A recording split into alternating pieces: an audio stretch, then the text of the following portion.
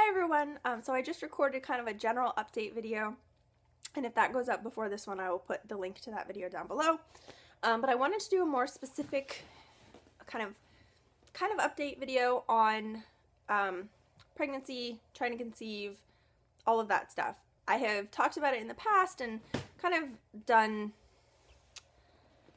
not very meaty videos about it, but just kind of talking about my feelings on how things have been changed by Eric, my husband, having leukemia. So things are kind of becoming a little bit more concrete. So for a long time, we weren't sure when we might want to have another kid, and this was after Eric was diagnosed. Before he was diagnosed, we kind of had a good idea of when we were hoping to have another baby.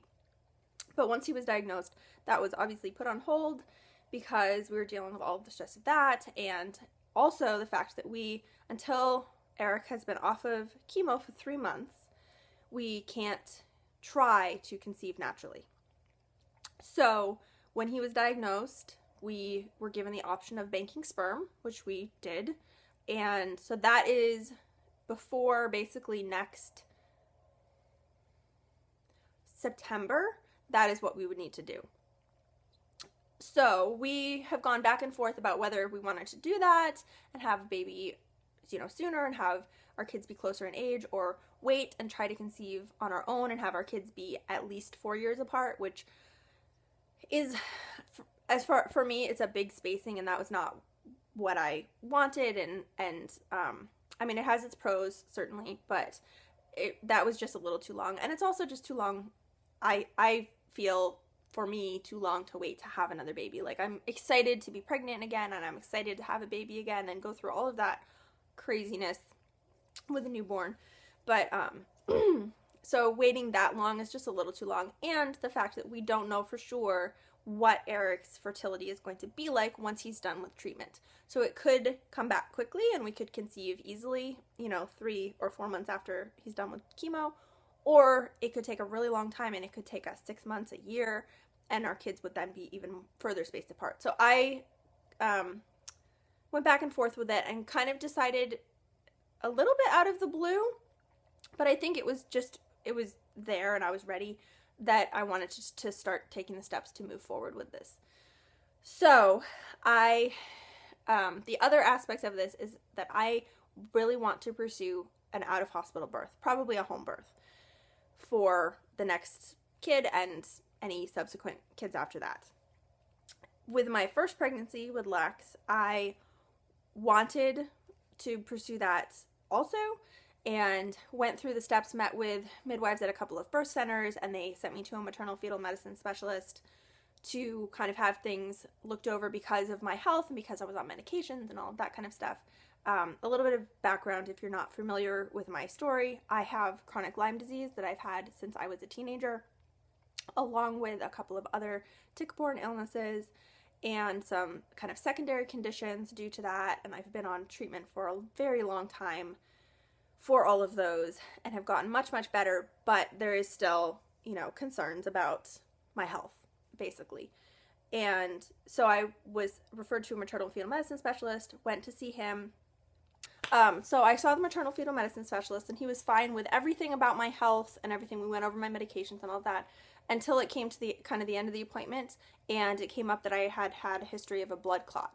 And that at that point, he basically was like, "Oh, wait a minute, maybe this isn't gonna be a good idea," and ordered some tests, and I had tests done, and nothing showed up as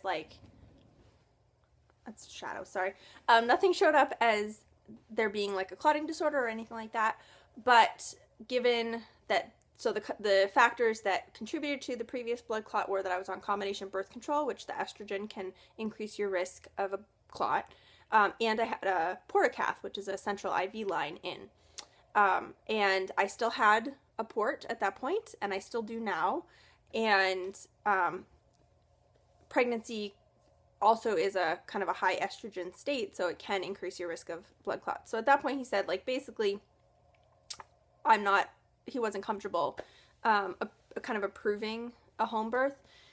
So I ended up at a hospital and my son had Lex at a small community hospital, and it was okay, but not a fantastic birth experience. There were issues and stuff like that. And so I really want to pursue a home birth for subsequent pregnancies and children. So I met with a new midwife, which I did a video on. I met with her in December for the first time, I think. If I can find that video, I will link it down below if I remember. And just kind of had a consultation with her, and she recommended that I go back and see this maternal fetal medicine specialist and kind of get his opinion now, and if having my port taken out would change his recommendation, and just if there's anything that we can do to kind of minimize the risk and make a home birth possible. So I kind of waited because I didn't know how soon we were going to want to have another kid, and I was really dreading kind of going to the appointment because I didn't want to be told again that home birth was not possible.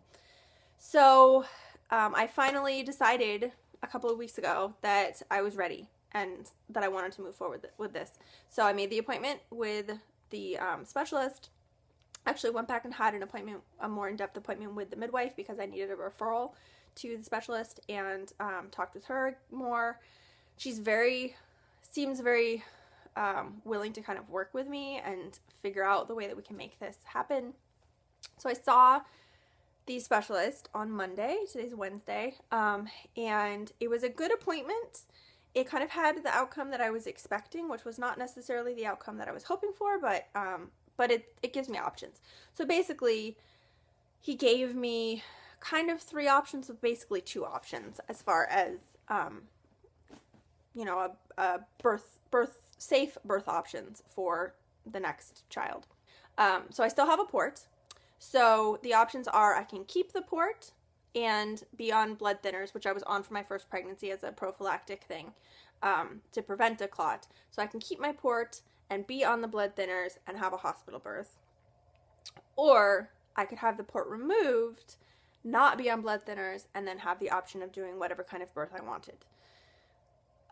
Now, I have had central line access, IV access ports and other lines for 11 years. And I have generally needed them much more than I do now. Right now, I don't use my port very often, but the thought of not having it, and if I need it again, having to go through the trouble of having it put back in, because it is minor surgery to have it placed and removed, is scary to think about that, and to think about not having it if I were to need it, and all of that. So it's a really tough decision. And I know that a lot of people probably can't relate to it because they're not dealing with having a port and, you know, the circumstances that I am in. And so anyway, so I sent off that kind of recommendation and the overview of the recap of the appointment to the midwife. And I'm waiting to hear back from her. And I have told her that if she is willing to take me on as a home birth patient, client, whatever, with the port, without being on blood thinners, that I am comfortable with that option. Now, there are a couple of reasons why. First of all, the port that I had the clot with was on the left side of my chest, which is apparently, there's a much higher chance of getting a clot there because of the way that they have to thread the catheter. My port is currently on my right side, as have I've had 4 ports total. 2 of my other ports have been on the right side and there have been no issues. So I'm not really concerned about this port causing those kinds of issues. And being on combination birth control, I feel, is not the same as the hormones from pregnancy, because the hormones in pregnancy are natural. The hormones from birth control are artificial, and you are artificially basically pumping them into your body. And I feel like our bodies can naturally handle the natural hormones that, you know, they produce for pregnancy for a reason better than the artificial ones. And I had an appointment yesterday with my primary care doctor and talked with her about that, and she totally agrees with that. And she's also a midwife, and she was kind of supportive of that as an option, and basically said that she thinks that I have a good midwife that I'm, you know, working with, and that we will be able to figure out a good plan. So that is kind of where things lie now. I have not heard back from the midwife yet. I'm waiting to hear back from her. If it comes down to it, I think I will probably have the port removed so I can have a home birth. But again, it's a really tough decision to have to make. So the plan right now, so I'm waiting to hear back from her to figure out that stuff. The plan right now is I was giving myself the month of June to kind of try to clean up my diet and lose a little bit of, I still have a bunch of baby weight that I haven't lost, and kind of try to get myself in a good, healthy state, which is why I saw my primary care doctor yesterday. And then after June, so the beginning of July, I will call the fertility center where we have the sperm banked, to kind of start the process there. And what they had told me in the past was that I would need to have like the initial testing done and everything, and then it would be a couple of months after that before we were ready to like move forward and start doing procedures and stuff like that. So if I can get an appointment quickly, I'm hoping that we'll be able to start moving forward with that in like September, October, and you know, hopefully get pregnant before the end of the year. That's my hope. That's, you know, that would be really great. And aim for a, you know, early summer baby next year. Early to midsummer. Whatever. I'll be happy. I'll be happy however this turns out, basically. But I'm really hopeful that it kind of goes smoothly.